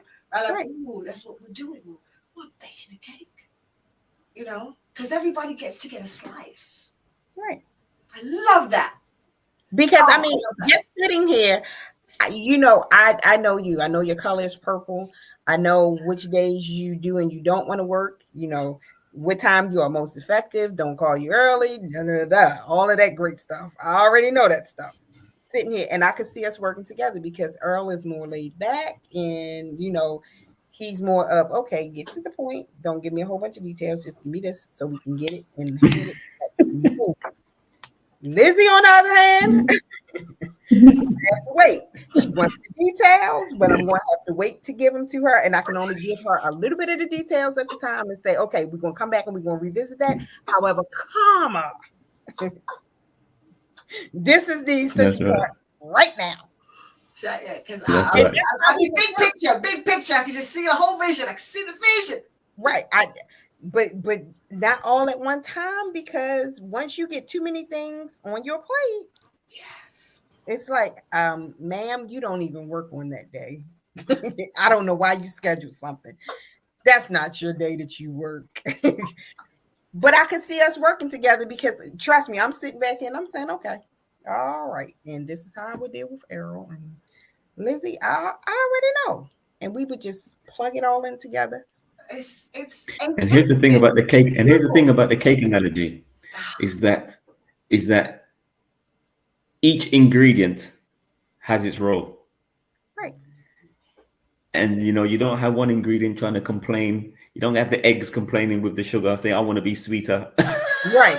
Because that's not my job. That's not the egg roll. That's not the eggs roll. The egg roll is not to be sweet. You know what I mean? And the flowers roll is, but I want to be like the egg. No, no, no, no, no. Everybody and everything has its purpose and has its role to play. And that's the great thing about teams is that, you know, everyone has their role to play. And You that's what know, I tell people. Speaking, I may be able to speak, but putting things together with my hands and writing is a much stronger suit for me than speaking, because I can put something together while other people are fascinated with being in front of a crowd, speaking and doing things of that nature. My joy comes from putting it all together, seeing how it works, and then I'm out the door. Shaking hands and kissing babies, not so much. But when I see, it's just like being an architect. What do people do? They hand them their dreams and say, this is what I want, my dream house. What does the architect do? They look at the list and they say, okay, then let me make a blueprint. They make a blueprint, they build it, they hand them the keys, and whoever cares who built the house. Only thing people want to know is when they come in, it's like, oh my goodness, this is huge. I love it. Nobody ever asks who built the house. Nobody cares. yeah, it's true. It's Mhm. true. They just love the way it looks. Now they may want the information for that person to build them a house, but it's not all of the chaos. They just want to Yeah, know, hey, can I can I give you my dream? You make a blueprint and build it. Mhm. yeah. It's like a song. It's like a song you like, isn't it? You love the song, and the artist gets all the raves, but no one thinks about The who producer. wrote the song or who produced the song. Who was that musician on that song? You know, they don't care. They just think about the person who performed the song. That's what they get all the rave All the reviews, credit. don't they? Right. But The yet best Yeah, they're example able of to that do what they is do. I'll Always Love You. Whitney Houston, that Whitney yeah, Houston covered it. And that's the best example of it. yeah. That's She right. sang it and she did an amazing job. That's right. But that was Dolly Parton's song. Dolly Parton song. That's right. Yeah, Right. And she sang it, but she didn't do with it what Whitney Houston did with it. However, yeah.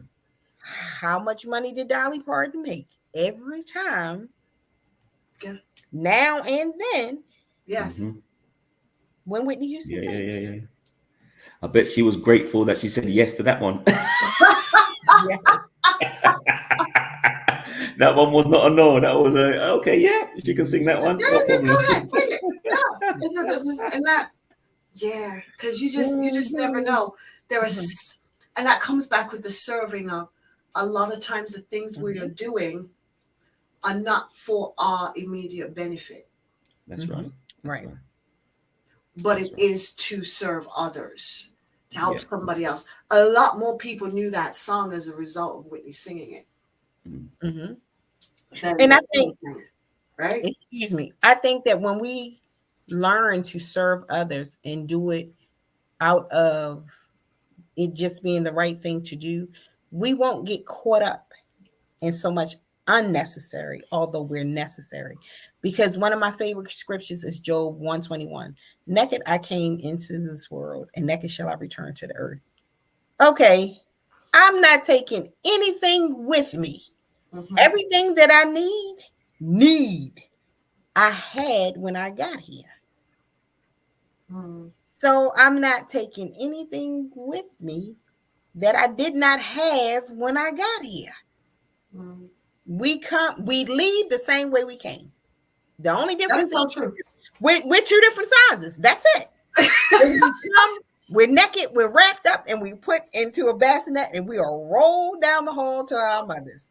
When Right. we leave, we Uh-huh. are wrapped up, we put in a pine box, and we are rolled away in a hearse. Yes. I've got a We question. different sizes. I got a question, and I think for people who may be watching this now or later, um, because I know I kind of get the feeling where you guys are coming from when you talk about having an attitude to serve.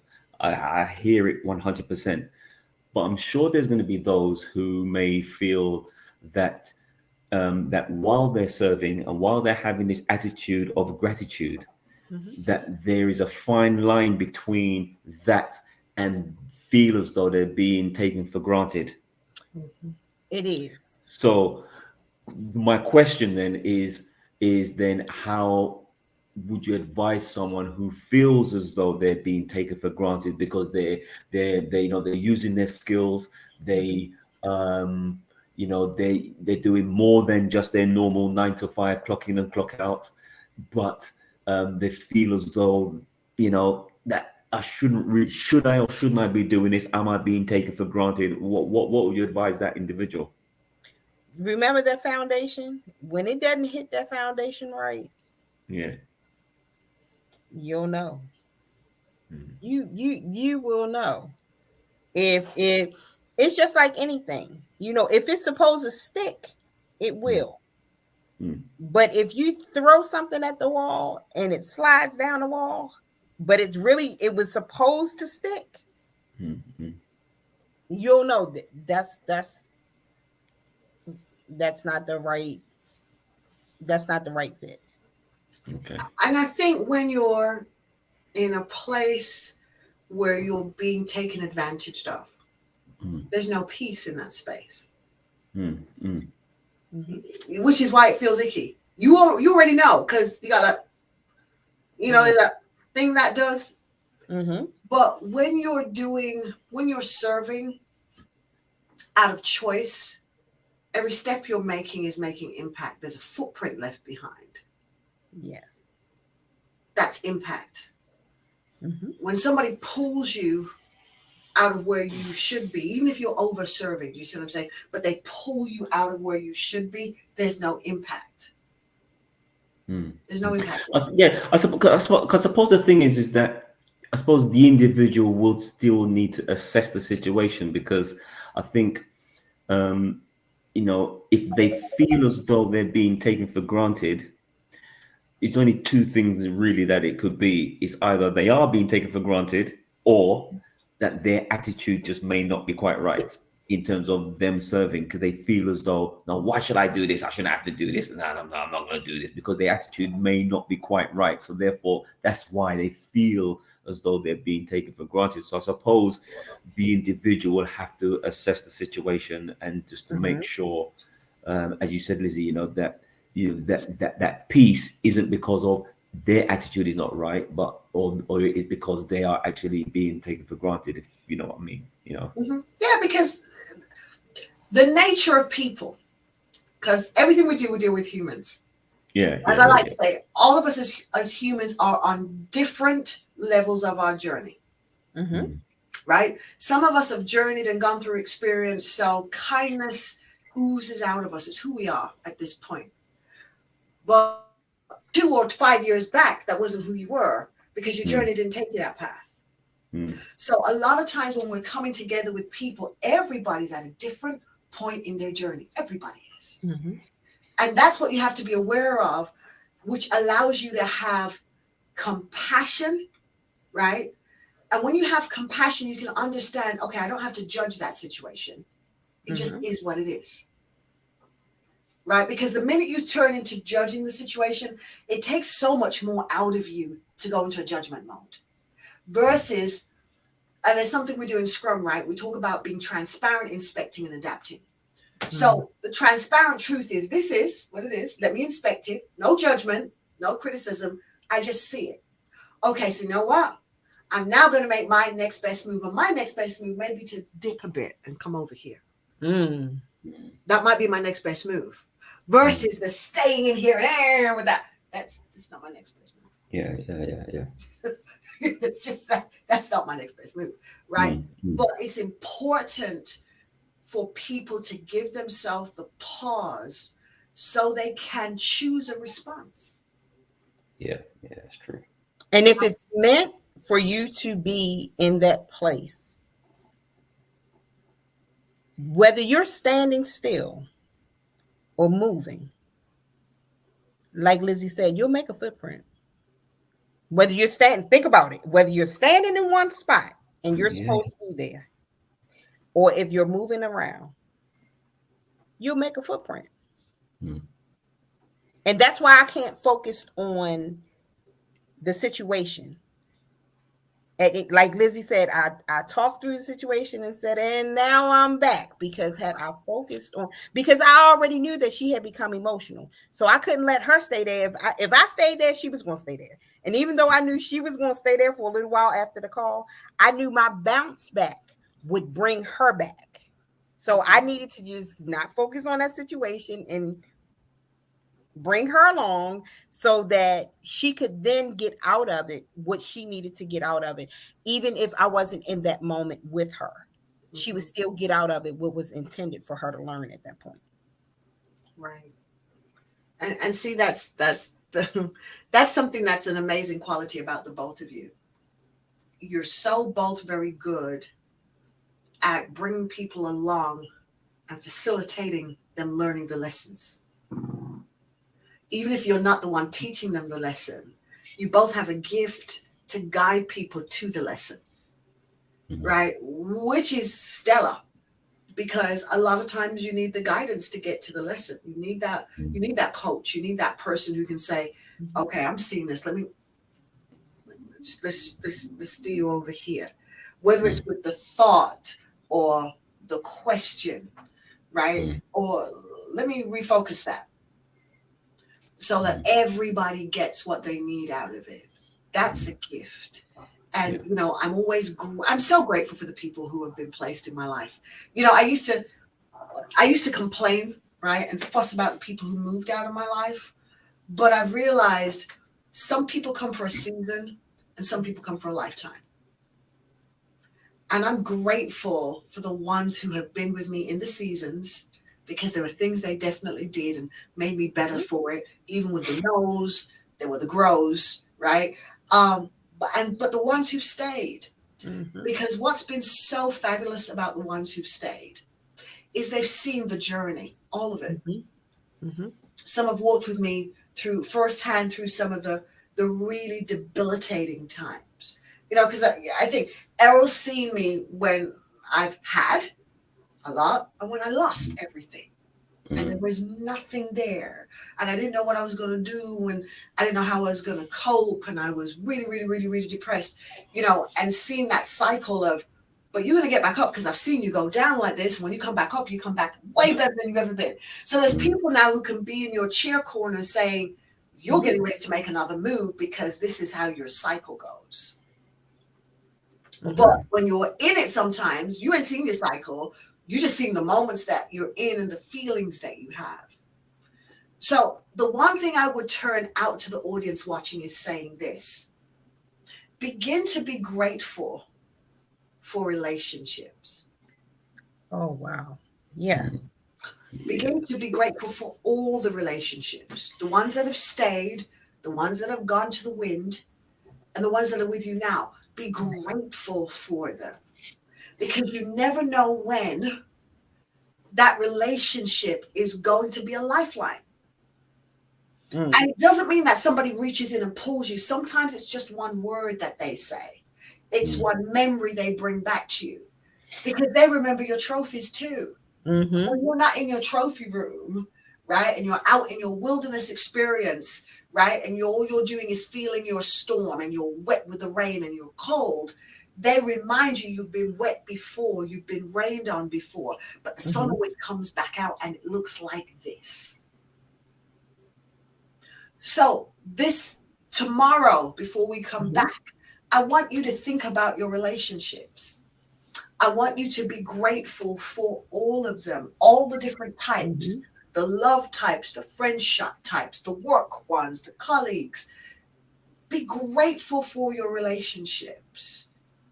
Journal the gratitude down, because there's something about writing down the fact that I am grateful for. Something very powerful out of that. Yes. Recording the gratitude. It's like you're making a memorial of the gratitude. So you can always go back to that and remember. And as you read what you wrote, the emotions of what you were writing comes back to you. So on the days where you don't feel like you have anything to be grateful for, you can go back and look at the times you have been grateful and allow that to seed in you. Okay, well, I guess I'm in a transition moment right now, on my way to something else that's going to bring gratitude. And allow yourself to make that next best move. So gratitude really is becoming a tool in your life toolkit to help you always have an attitude that's going to give you latitude to make your next best move. Today you have been taught that no's are things to be grateful for. Yep. It should now make life real different. That when a no comes, like, ooh, I think this could be an opportunity to be grateful, because something's around the corner that's better than where I am right now. And we wouldn't have thought about that had we not done this and had this moment. And how do I know that I'm in a place where I'm not being able to serve out of my heart, but I'm being manipulated? Well, I wouldn't really have been able to figure out how to deal with that and navigate that had Errol not asked that question, for us then to talk about it and give you a couple of tools around it. All of this I am immensely grateful for, that I took the step and decided to do this thing. Yes. I'm grateful that I did it. It was really out of my comfort zone. But I'm so grateful that I did it, because now it's shown there's somebody, because I said, even if it's for one person, you don't know who that one person is going to impact, because we could be impacting one person who's going to impact billions. And remember Lizzie Saturday? Think about it. We wouldn't have it. So here we are from Monday to Friday. And every day somebody is being affected, and somebody goes back and watches it, and somebody else learns something. And then they go on and it helps them see something else in their life. And that's what it's about. It doesn't have to be the crowd, but there has to be an impact. Exactly. And that's what I want us to do, is to live making an impact. So every step you make that takes you to your next best move serves to facilitate the next best move for somebody else. That's gratitude in motion. That's it. So what are your closing words to the people as we close out? I always say to people, what are 2 words that you would leave everybody with today? 2 words. 2 words. You're talking to 2 wordsmiths. You can't get 2 words. You might get 2 sentences. I have 2. Oh, you got 2 words? You got 2 words? Yeah. Okay, I've got 2 words. Okay.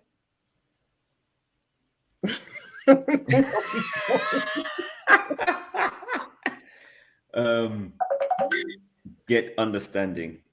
Ooh. Okay. I'll Get leave it at understanding. that. Want to expand on that? Oh. Get understanding. Okay. All right. Get understanding. Get understanding. Okay. Come along, Doc. What are your 2 words? You can. Ooh. Oh,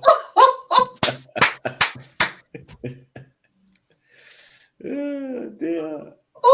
There Ooh. you go. There you go. Those are good. And if you put my words first, Yeah, you can you can get get understanding. understanding. There you go. Ooh. 4 words. 4 words.